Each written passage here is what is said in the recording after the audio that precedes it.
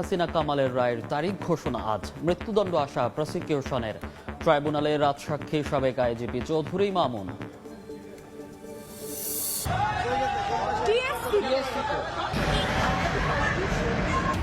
আগুন বোমাবাজিতে আতঙ্ক, আওয়ামী লীগের লকডাউন ঘিরে সর্বোচ্চ সতর্ক অবস্থানে আইন শৃঙ্খলা বাহিনী।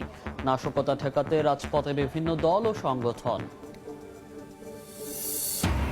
নিবন্ধিত দলগুলোর সঙ্গে ইসির সংলাপ শুরু, সহযোগিতা ছাড়া প্রশ্নবিদ্ধ হবে ভোট। নির্বাচনে রেফারি হওয়ার ঘোষণা সিইসির, আচরণবিধি না মানলে তফসিলের পর ব্যবস্থা। জুলাই সনদ ও গণভোট নিয়ে সিদ্ধান্ত আসতে পারে আজ। দলগুলোকে আস্থায় নিয়েই চূড়ান্ত পরিণতি চায় সরকার। দুপুরে জাতির উদ্দেশ্যে প্রধান উপদেষ্টার ভাষণ